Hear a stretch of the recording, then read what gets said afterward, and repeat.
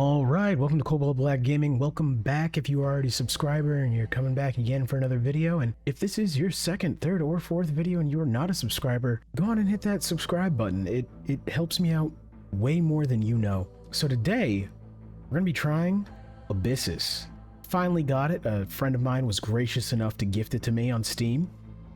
And this game is absolutely phenomenal. You know, I had originally kind of looked at it and I wanted it. But I was like, you know, it feels similar to Dead Zone Rogue, and which is it's not a great statement. I mean, kind of the only similarity is that they're both first-person shooter roguelites. After that, that's when all the differences start coming in.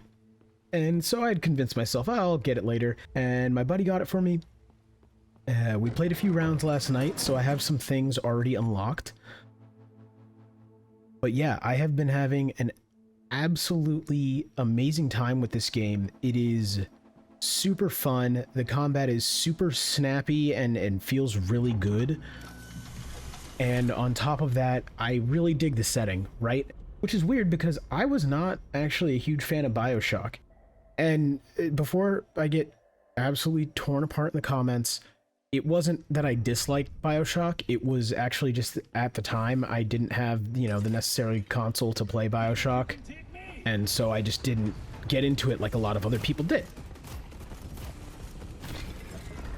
So I wasn't expecting to be hugely into this, but I'm loving it.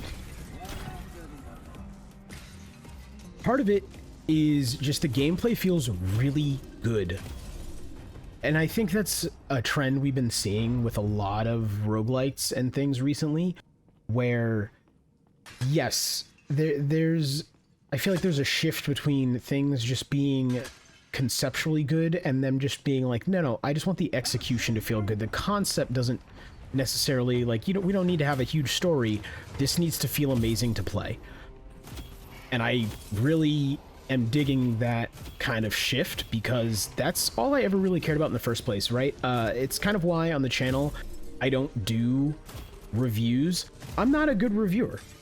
The issue I have with it is I don't critique things in a super detailed manner. If you watch any of my videos, you kind of know that. It's not one of those things where I'm sitting here being like, oh, the art direction in this, you know, it was okay, but like the light filtering in from the holes in the cave didn't look like, nope. I think this looks cool. That's as much analysis as you're going to get from me. And it's mostly just because when I play a game, what I look for is I just look for that feeling, okay?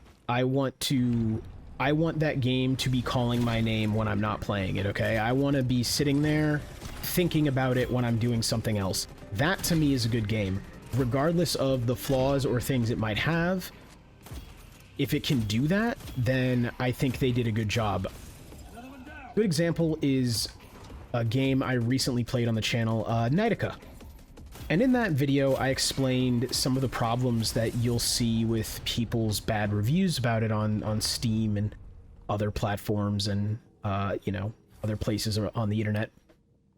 And a huge thing, okay, we're definitely going with this. Huge thing with that game is that, you know, the tooltips aren't great. It doesn't tell you everything that it should be telling you. And I understand people's complaints about it. They're completely valid. I'm not going to say they're not. And I finished that session where I recorded that video, and I got up, I walked away, and I was like, oh yeah, you know, these things about this game bother me. So in my head I was like, okay, maybe Nidica's not for me. And the next day I came out of my bedroom, came over to my computer, booted it up, sat there, and I was like, what am I going to play? And I was like, you know what? I kind of want to play Nidica again. And since that video was recorded, which was, I think at this point, 2 days ago, I have unlocked almost every character in Nidica. I have put in hours of gameplay. I have cleared it on insane mode multiple times. I have been having an amazing time with that game. You know, complaints, you know, be damned. It has been super fun. Now, this isn't a similar case where I can tell you a bunch of bad things about this game. This game is actually just, I think it's just good, right? I don't see a lot of complaints about it. It is super fun. The most complaints I saw were some people saying they wish the game had a little bit more variety in enemies and biomes and things, and I can see that. I don't have the same complaint, but I can see that. So it's... Okay, we're definitely doing that. It's one of those things where, you know, again, that's part of the reason why I don't fully sit down and review games 1 to 10 score kind of thing. It's just because that is not the kind of critical thinker I am when it comes to this stuff. But this game has been phenomenal. I've been really liking the builds you can kind of come up with in the game. It is what I like in a roguelike build system, where there are many viable builds, I find, and many viable routes to kind of tackle a problem. Now, this might change when I hit, you know, higher difficulties and things like that. I know nothing about that. I haven't even fully finished my first clear, so you can let me know in the comments if by the time you're hitting higher difficulties, it's like, well, you have to really use these 2 powers, and if you don't, you're cooked. Which would be a little bit disappointing, but depending on how high the difficulty is, I understand that, right? Like, I'm talking about the few difficulties after the bog standard one, right? I think there you should still have some build variety. I understand if you're at the maximum difficulty the game can ever possibly get to, and it's like, you have to go with spirits. If you don't use spirits, you cannot clear this. I get that. I'm not really the person who hits those difficulties, but I do get at a certain point, if you are sitting there fighting enemies that can all one-shot you and have millions of health each, yeah, you gotta min-max like crazy. But so far, it's felt like there's been a decent variety. There's a lot of fun, interesting powers, I find. This stuff doesn't all feel samey, which is really cool to me. We are gonna go with... Let's come over here. Deal 10% more damage each time Ancient Core hits the same enemy. That's never gonna happen. Enemies hit by Ancient Core are marked. I wish I could not pick either of those. There's one that allows the Ancient Core to hit 2 enemies, like it bounces, and that's really what I wanted. Because basically what I'm doing with this build that I'm kind of going for, I don't want either of these either. What? Come on, guys. You know what? Fine. We'll try wind. We'll try secondary wind burst. The build I'm basically going for is one that I actually played a couple runs ago, and I really enjoyed it, where I went with Hemorrhage on my ability and using Ancient Core, and this essentially allowed me to stack health like crazy because Ancient Core pretty much is a one-shot. And one of the upgrades for Hemorrhage is that if you kill an enemy like 1 second after inflicting Hemorrhage or something, you get an extra health. Or an extra couple of healths. I don't know how many. I think it might just be 1. So what I did was I put it on the ability because it was insta-killing things, and that seemed to work fairly well. So I'm kind of trying to replicate that. Obviously, this is a roguelike. Maybe I don't. Maybe I end up finding something else that's really cool and fun to play. But that's kind of why I like roguelikes, you know? I end up setting out to do one thing, the game tells me no, and then I figure out 2 other ways to play this game that I didn't ever think about. Because it's weird, I really like theory crafting, and I'm that kind of gamer, but at the same time, I won't always sit down and go as in-depth with that as a lot of people do. And what I mean is, I know a lot of people who will sit there and be like, okay, I'm gonna pull up an Excel spreadsheet of every skill in the game, and I'm gonna like search, certain terms and see what has synergies, and I'm not that guy. I'm gonna stumble across them and remember them and be like, okay, I need to look for these things and those things. But I'm not the one who's gonna sit there and do all the math. So that's what I like about roguelikes, is it shows me something new every time when it forces me to change my plans. And that's kind of how I like to learn the game and get better at it. I know there are a lot of people who don't prefer to do things that way, but that's my play style. It works for me.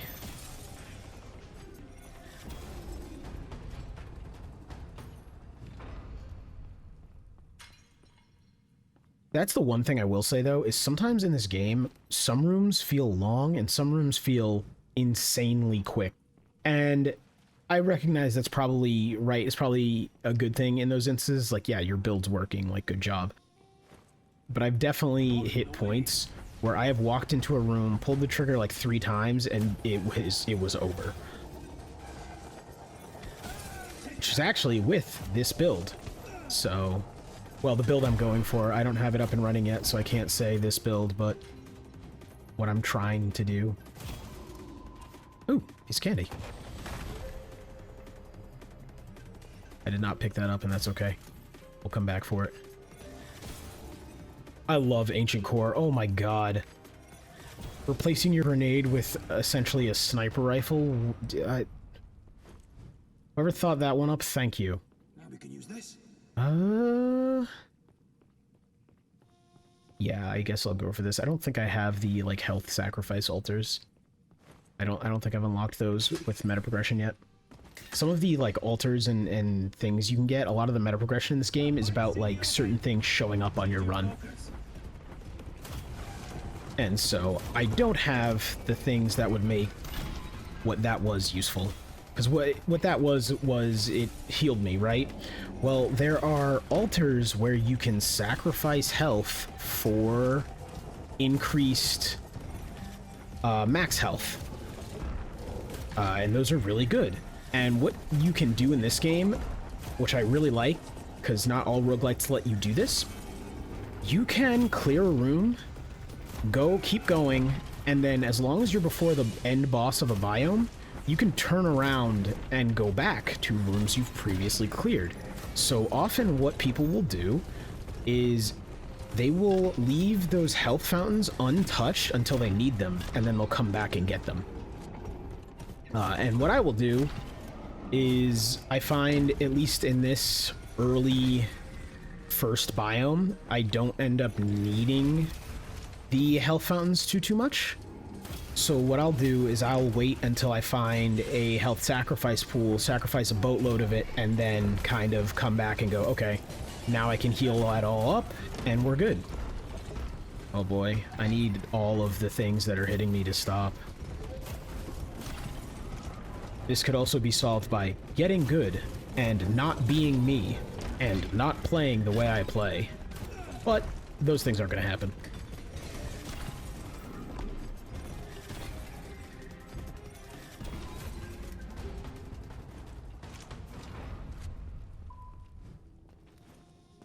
And that was a misclick. We're all good, though. Okay, we're going to get more fire. So basically what I'm going to do is pump up my fire damage to a pretty high amount on my primary. And that's what's going to be like my boss slayer. Meanwhile, I'm going to pump up the health gain on my ability from hemorrhage. I can't pump up the health gain, but I can pump up the power of hemorrhage and get the health gain augment. And then that way, what'll happen is I have that just one-shotting the little dudes and getting me health.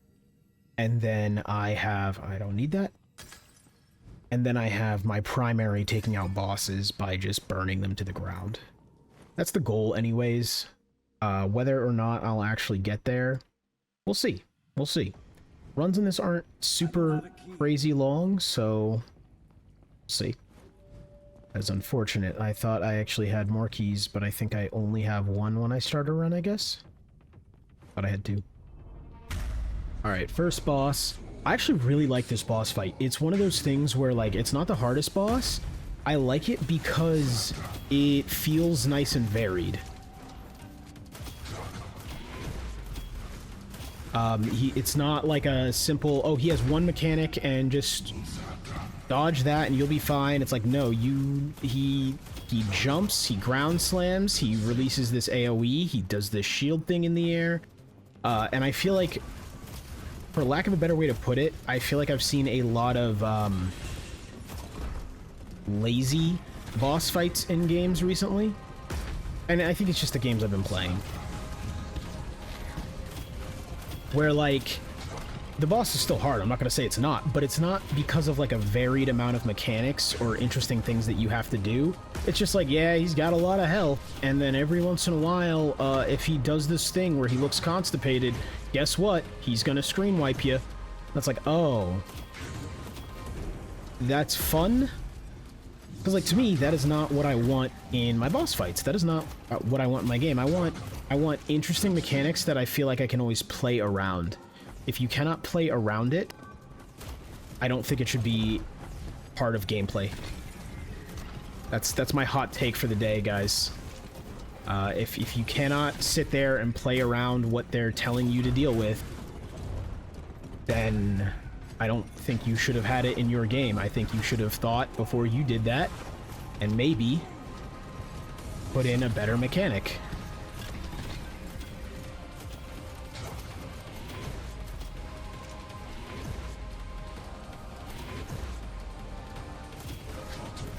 It's like all of this stuff, if I don't dodge and play right, yeah, it'll mess me up. But as long as I pay attention, we good. There we go. What do we got here? Health pickup no longer restore health, but give 50% of the healing value in gold instead. This includes healing shrines. That seems really, really cool. If I were a better player, and if I also had an augment, a major augment left to do gold burst, but I don't. If I did, oh my god. If I could gold burst with that, oh my god. Stuff would get nutty real fast. Okay. Ooh, nope, don't care about that. We're gonna go with this, because I'm really not using my secondary fire. I find I just because of the way I play a lot of games, usually there's an ability I end up just never using and or taking advantage of. And I've hit that point where I've just learned that about myself and accepted it instead of trying to change to be better. I'm just like, okay, what thing am I not using in this game? It's that? Okay, cool.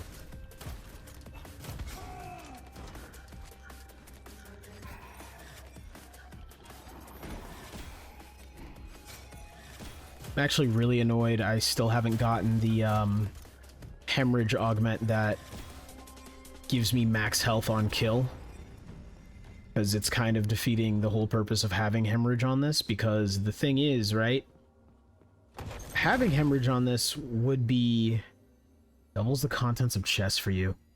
That's huge. I'm gonna go with that. I want to keep this 25% status effect, but we're not gonna. We're gonna go with this. We're gonna see if this can pay off. Sorry, what was I saying about hemorrhage and not using it right? And, oh yeah, I one-hit kill with this, so I don't need to be putting a status effect on something at all. Don't get me wrong, it was useful on the boss where it was like marking stuff and whatnot, but like otherwise I don't need a status effect on that ability because it's, if I hit you with it, you're dead. So it's that weird gamble of, well, so far I would say I gambled and lost, right? I put my faith in hopefully getting a specific upgrade, and it's a roguelite, so that doesn't always happen. Or at least at this point, for me and how I play this game, and also the fact that the next boss coming up is the one that usually kind of has my number, it's too late for me to get that and have it help me, right? Because what I want it to do is help me clear this next boss. But maybe the mark will help. That could be really good, so we'll see if that's useful. Okay, we're gonna go with fire. Fire can now stack, increasing fire damage over time. Flaring further increases fire stacks by 1. Okay, that's pretty dope. I think that and the fact that I mark with my ability will make up for the fact that I just lost 25% status condition damage. I should be able to... I shouldn't be relying on the fire to do all my damage anyways. We are hitting a dangerous point where... Oh, hey, whoa, whoa, whoa, whoa. You don't grab people like that. Rude, insubordinate, and childish.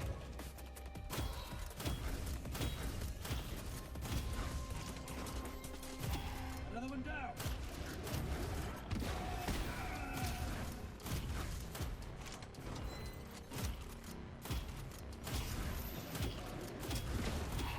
Yeah, see, that does quite a bit of damage with the fire, which is very nice. It kind of ticks away and ends up being essentially an extra gunshot. Not quite as good as maybe the spirits, but I haven't tried it. I feel like the spirits won't work well with the shotgun since it's slow firing. Whereas fire works great, because it's going to keep ticking away even if I'm not shooting. Spirits don't build up if you're not shooting them. Or if you're not using whatever ability your spirits are tied to.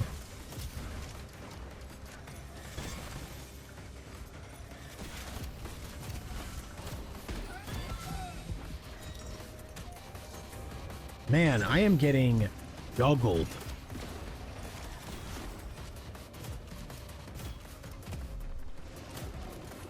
Absolutely juggled. This is not good.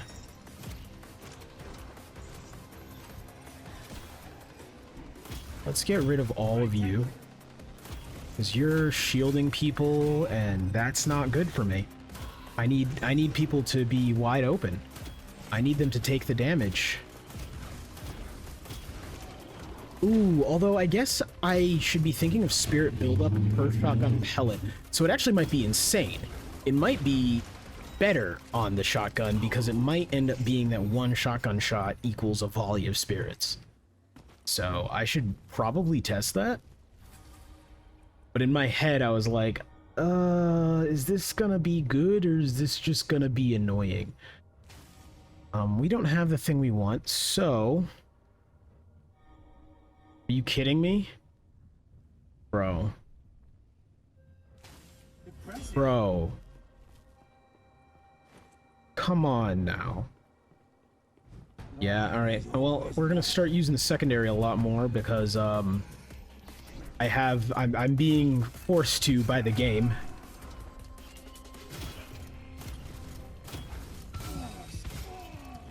Or I'm just gonna die here, actually. That's probably what's really going to happen.